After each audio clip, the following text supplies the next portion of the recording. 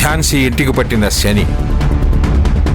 తను ఏ రోజైతే ఇంట్లో అడుగుపెట్టిందో ఆ రోజు నుంచి అన్నీ అపశకునాలే. ఇప్పుడు తనకేదో వైరల్ ఫీవర్ అని ఎవరూ తన మీద జాలి చూపించాల్సిన అవసరం ఏమి లేదు. ఎందుకంటే ఆ పాప అనాథని మనకు నిజం తెలిసిపోయింది కాబట్టి. మనల్ని మళ్ళీ ఎమోషనల్గా బ్లాక్మెయిల్ చేయడానికి తను ఆడుతున్న డ్రామా ఇది. ఫీవర్ అని ఏదేదో కవర్ చేస్తుంది.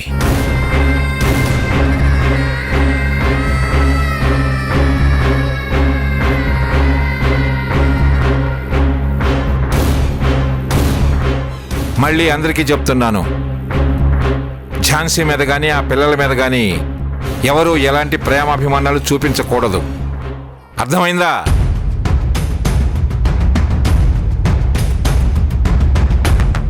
ధన, ఆ ల్యాప్టాప్ ఎలా?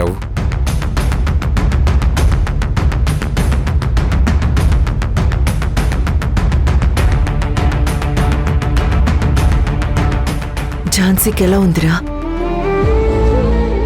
ఫీవర్ చాలా ఎక్కువగా ఉందమ్మా. అవునా?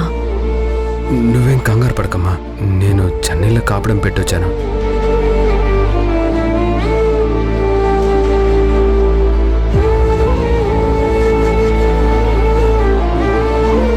పాపం, నిన్న రాత్రి ఏమైనా తిందో లేదో? గొడవైంది కదమ్మా, ఏమీ తినుండకపోవచ్చు. సరే, నేను జావ కాసిస్తాను. ఎవరికీ డౌట్ రాకుండా నువ్వు వెళ్ళిచ్చేసొచ్చే. అలాగే అమ్మా.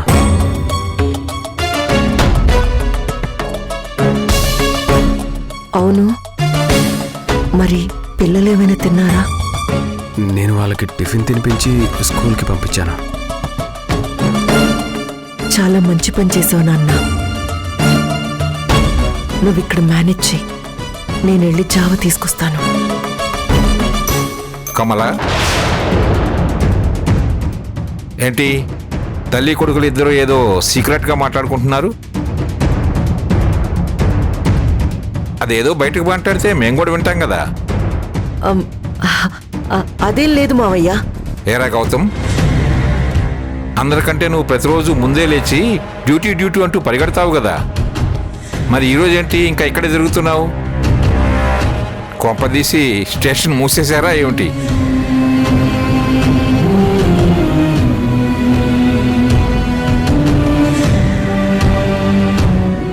అయ్ బాబోయ్, మా బాబు జోకేశాడు. గౌతమ్, తాతయ్య అడుగుతున్నారు కదా, చెప్పు. అవును, నువ్వెందుకు ఇంకా డ్యూటీకి వెళ్ళలేదు? ఒంట్లో బాలేదని. ఎవరికి? అంటే తాతయ్య, అది మీకు ఒంట్లో బాలేదు కదా మావయ్య?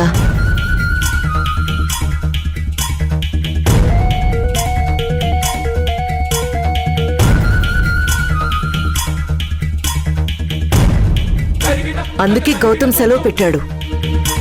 అంతే కదా గౌతమ్?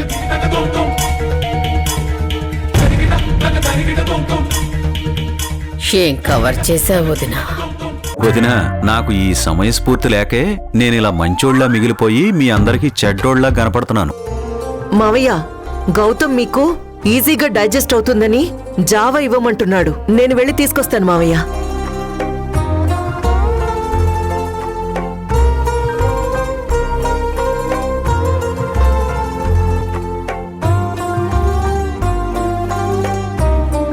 నాన్న గౌతమ్, ఇలా రా.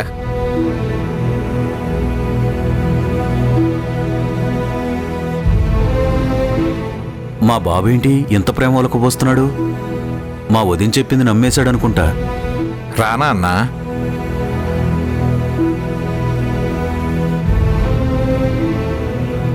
ఆయన పిలవడం, వీడు గౌతమ్ బుద్ధుళ్ళ వెళ్ళడం, ఇద్దరికిద్దరు సరిపోయారు.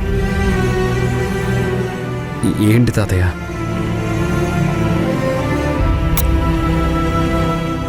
కూర్చో.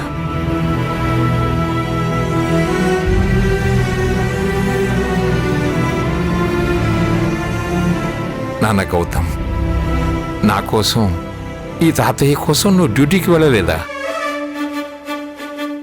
ఇంట్లో ఫంక్షన్స్ అని అవి ఇవి ఎన్నో జరుపుకుంటున్నా ఏ రోజు కొన్ని క్షణాలు కూడా నువ్వు మాతో గడిపేవాడివి కాదు. అలాంటిది ఈరోజు నాకు ఒంట్లో బాలేదని నీ ఉద్యోగానికి సెలవు పెట్టావు అంటే నేనంటే ఎంత ప్రేమరా నీకు.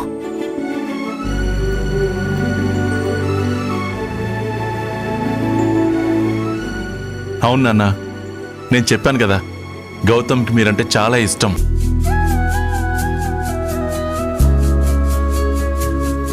నా ఆయుష్ కూడా పోసుకుని నూరేళ్లు చల్లగా ఉండాలి.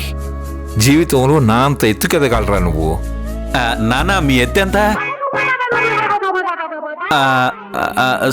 సారీ నాన్న, ఎత్తు అంటే అదే. నోరు మొయ్యరా.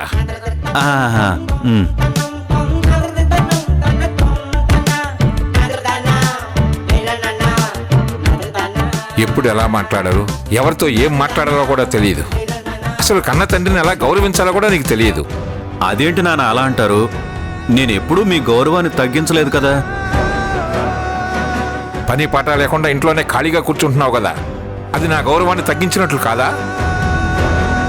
ఏంటో ఇది, ఇంత వయసు వచ్చినా కూడా ఆవగింజంత బుద్ధి కూడా రాలేదు. మామయ్య గారు, జావ తీసుకోండి, వేడిగా ఉంది.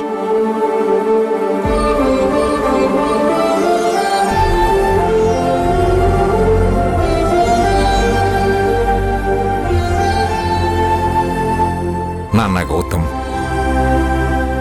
నిన్ను చూస్తుంటే చాలా సంతోషంగా ఉంది. నా ఆరోగ్యం విషయంలో నువ్వు ఇంత శ్రద్ధ తీసుకుంటున్నావా?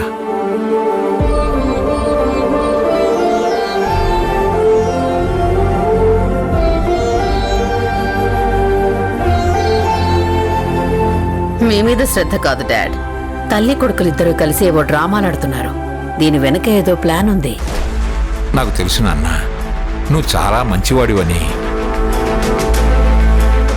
కానీ ఇంట్లో చేరిన కొన్ని దుష్ట శక్తులు నిన్ను ఆవహిస్తున్నాయి.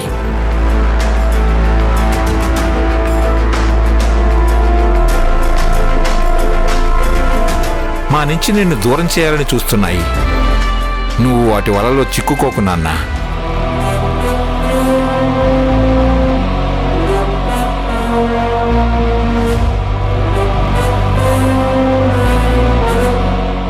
నాకు ఒంట్లో బాగాలేకపోతే నువ్వు ఇంత శ్రద్ధ చూపిస్తున్నావు కదా, మరి నా మాట కూడా వినొచ్చు కదా.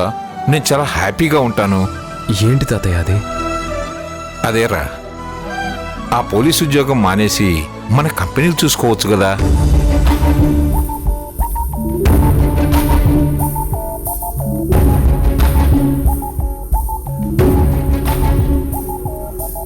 అమ్మ బాబోయ్, చూసావా?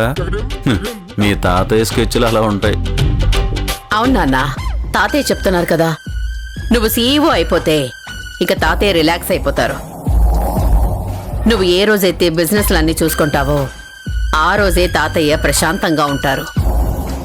అవును నాన్న, వంశానికైనా బిజినెస్కైనా వారసులు చాలా ముఖ్యం.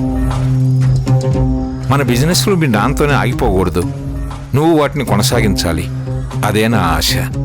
తాతయ్య, ముందు మీరు మీ ఆరోగ్యం గురించి పట్టించుకోండి, అంతేగాని బిజినెస్ల గురించి నా గురించి ఆలోచించి అనవసరంగా ప్రాబ్లమ్స్ తీసుకురాకండి ప్లీజ్. సరే నాన్న, ఈరోజు కాకపోయినా రేపైనా సరే నీ మనసు మారుతుందనే నమ్మకం నాకుంది.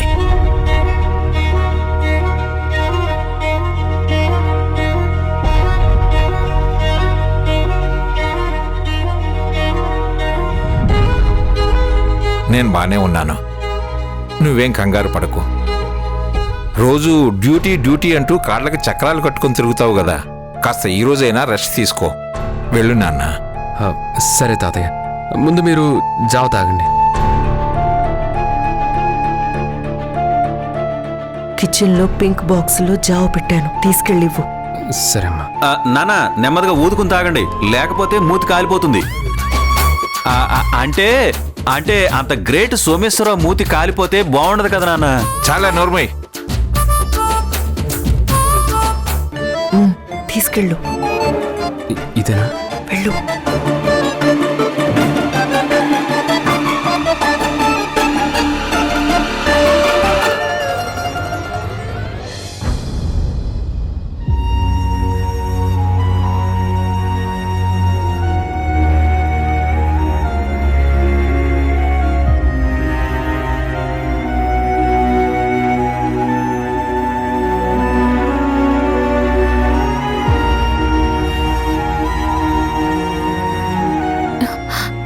ఏంటి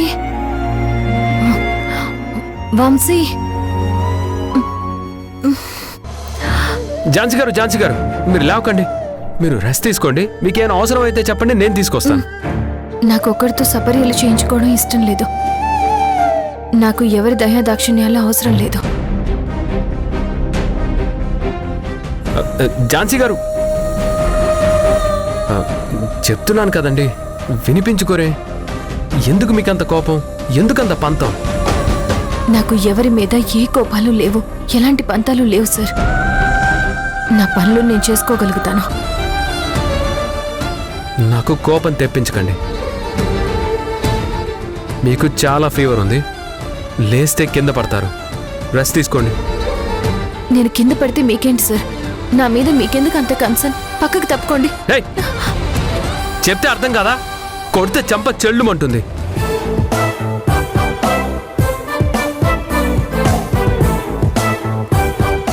నేను చెప్తున్నాను కదా, ఎందుకు అనవసరంగా ఆర్గ్యూ చేస్తున్నారు? లాయర్ అని పెద్ద ఫోర్స్ కొడుతున్నారా? ఫీవర్ వస్తే లాయర్ అయినా సరే రెస్ట్ తీసుకోవాల్సిందే. అంతేగాని నేను లాయర్ని, నాకేం కాదంటే మీకే ప్రాబ్లం అవుతుంది. పడుకోండి, పడుకోండి. గౌతమ్ గారేంటి ఇలా బిహేవ్ చేస్తున్నారు? స్వీటీ వంశీ స్కూల్కి వెళ్ళారు. ఈ రోజు నుంచే వాళ్ళకి ఎగ్జామ్ స్టార్ట్ అవుతున్నాయి కదా. పిల్లల గురించి మీరేం కంగారు పడకండి. ముందు మీరు ఈ జావ తాగేసి కాసేపు రెస్ట్ తీసుకోండి.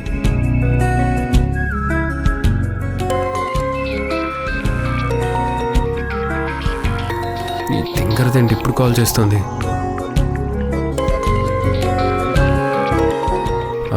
ఈ అమ్మాయి డాక్టర్ కదా, ఝాన్సీకి ఫీవర్ తగ్గడానికి ఏమైనా టాబ్లెట్స్ చెప్పమని అడుగుదాం.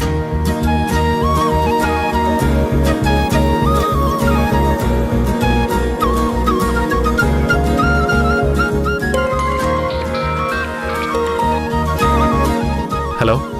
హాయ్ సార్, ఫోన్ లిఫ్ట్ చేసినందుకు చాలా థ్యాంక్స్. అలాగే నన్ను విష్ చేయండి సార్. ఎందుకు? ఏంటి సార్ అప్పుడే మర్చిపోయారా? ఈ రోజు నా బర్త్డే. ఓ, మీరు చెప్పారు కదా, మర్చిపోయాను. Anyhow, wish you many more happy returns of the day. Thank you sir, thank you so much. ఇప్పుడు నాకు చాలా హ్యాపీగా ఉంది. అసలు నేను ఎందుకు ఫోన్ చేశానంటే, please listen listen listen listen. మీరెందుకు ఫోన్ చేశారో నాకు తెలియదు, కానీ నేనెందుకు ఫోన్ లిఫ్ట్ చేశానంటే నాకు మీతో కొంచెం పనుంది. అవునా? చెప్పండి సార్, నేనేం చేయాలి? ఏం లేదు, ఫీవర్ వచ్చింది, టెంపరేచర్ ఎక్కువగా ఉంది. మీకా సార్? చలి జ్వరంతో వణికిపోతున్నారా? చెప్పండి సార్, మీరు ఎక్కడున్నారు? నేను వెంటనే అక్కడికి వచ్చేస్తాను. హలో హలో హలో, మీరు రావాల్సిన అవసరం లేదు. మెడిసిన్స్ పేరు చెప్తే చాలు. అది కాదు సార్. నేను చెప్పేది వినండి. మీరంతా కంగారు పడాల్సిన అవసరం ఏం లేదు, నేను బానే ఉన్నాను. మరి ఫీవర్ ఎవరికి? నాకు బాగా కావాల్సిన వాళ్ళకి.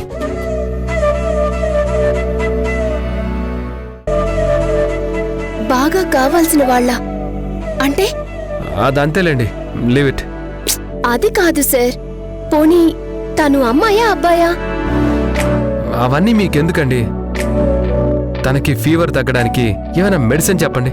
కాదు సార్, తనెవరో తెలిస్తే బాగుంటుంది కదా. నేను మెడిసిన్ అడిగితే తను మేలా ఫీమేలా అంటారేంటి? ఎందుకీ మీరు డాక్టరేనా? అయ్యో భలేవారండి. నేనొచ్చి ఆపరేషన్ చేస్తే గాని మీరు నమ్మేలా లేరే. నిజంగా మీరు డాక్టర్ అయితే నన్ను ప్రశ్నలు అడగకుండా మెడిసిన్ చెప్పండి.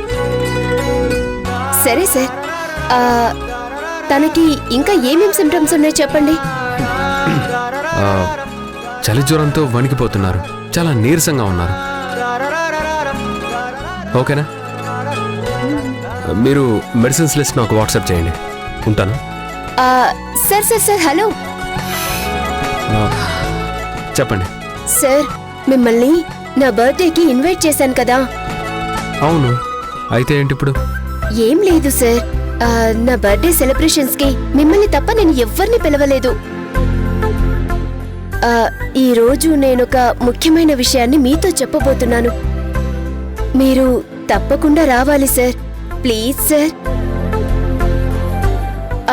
లేదు కుదరదు అని చెప్పొద్దు. సరే వస్తాను. ఖచ్చితంగా వస్తారు కదా? తప్పకుండా వస్తాను. ముందు మీరు మెడిసిన్ లిస్ట్ నాకు వాట్సాప్ చేయండి. అలాగే సార్. మెడిసిన్స్ తో పాటు పార్టీ లొకేషన్ కూడా ఇప్పుడే సెండ్ చేస్తాను. ఓకే.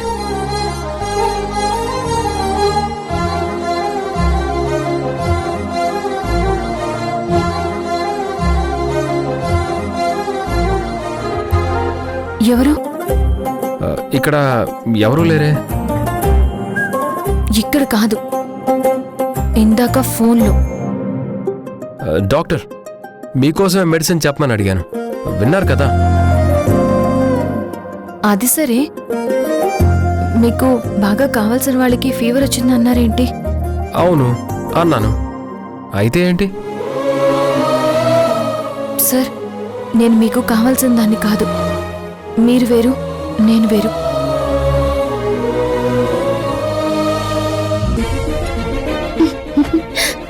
ఎస్, నా బర్త్డేకి గౌతమ్ సార్ వస్తున్నారు. ఐఎమ్ హ్యాపీ అని మీరు అనుకుంటే సరిపోతుందా? అది కాదండి. ఉండండి, మెడిసిన్ లిస్ట్ సెండ్ చేసినట్టున్నారు.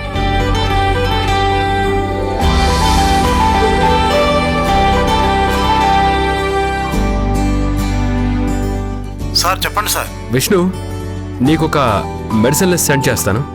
మెడికల్ షాప్కి వెళ్ళి అందులో ఉన్న మెడిసిన్స్ అన్ని ఇమీడియట్గా తీసుకుని రా. అలాగే సార్. ఓకే.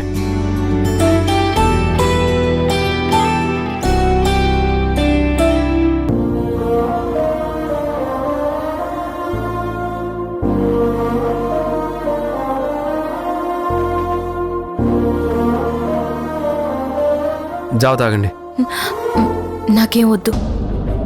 అది కాదండి, రాత్రి గొడవ వల్ల ఏమీ తిన్నట్టున్నారు. ఇప్పుడు కూడా ఏమీ తినకపోతే ఎలా అండి? ఏమవుతుంది సార్?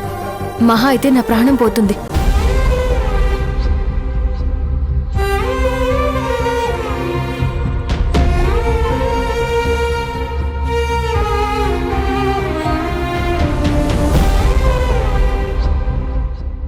ఇంకొకసారి అలా మాట్లాడొద్దు. మీకేమైనా అయితే నేను తట్టుకోలేను.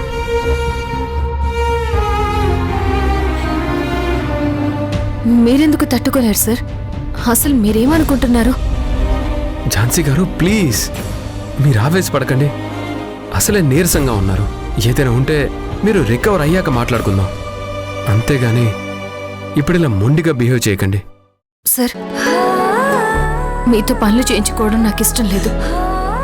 సో సారీ, నేను తాగను. మీరు వెళ్ళొచ్చు.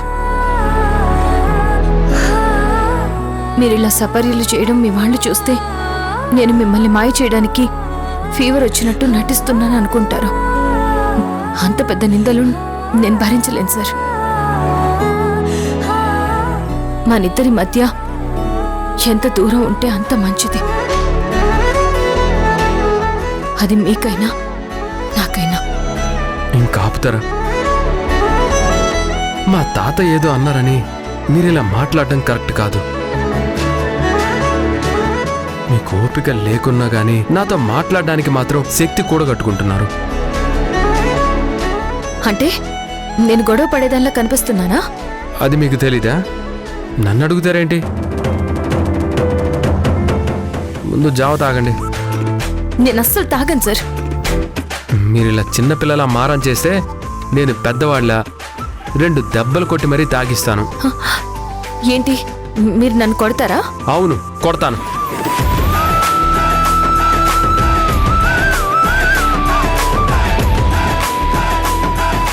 ప్లీజ్ తాగండి. లేదంటే చిన్నపిల్లలకి ఉగ్గు గిన్నెలో తాగించినట్లు తాగిస్తాను. తాగండి.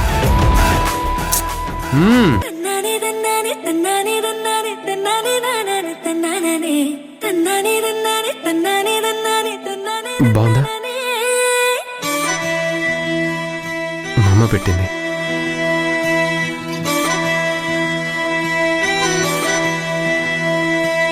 ఇచ్చేసుకుంటాలే, నన్ను నీకిచ్చేసుకుంటాలే, తెచ్చేసుకుంటాలే, నాతో నిన్ను తెచ్చేసుకుంటాలే ఇంక చాలండి. చెండులా నిన్ను Sure. ముడిచేసుకుంటాలే బుఫలో పాయాలా నిన్ను కొరికేసుకుంటాలే నా పంచ ప్రాణాలు నా ముద్దు మురిపాలు ముడిపల్లి కట్టాను నీకోసమే పడుకోండి. నువ్వు చిరాగానే నీకిచ్చుకోకుంటే నా మనసు తిడతాదిలే ఇన్నాళ్ళు ఈ సిగ్గు ఎసంతకెళ్ళిందో ఈ రోజు తిరిగొచ్చినట్టుందిలే గుండెల్లో ఉన్నాడు గుమ్మంలోకొచ్చాడు ఏమైనా కావాలంటే అడగండి, నేను ఇక్కడే ఉంటాను.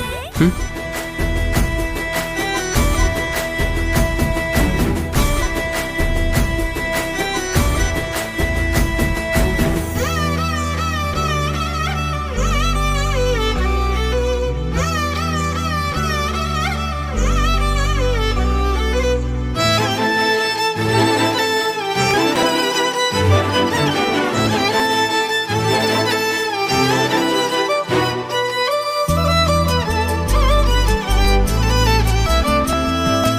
అది కాదక్కా, ఎంతైనా ఝాన్సీ మన కుటుంబం కాదు, పారాయిది. పద్మ, ఇదేంటి ఇలా పడుకుంటుపోయారు? గౌతమ్ గారు, సార్ ఈరోజు నేను నా మనసులో మాట మీకు చెప్తాను. మీ మనసులో ఏముందో నాకు తెలుసు. మీరు నా నుంచి ఏం ఎక్స్పెక్ట్ చేస్తున్నారో కూడా నాకు తెలుసు. మీ మనసు అర్థం చేసుకున్నాను కాబట్టే నా మనసులో ఉన్న మాట చెప్పడానికి వచ్చాను.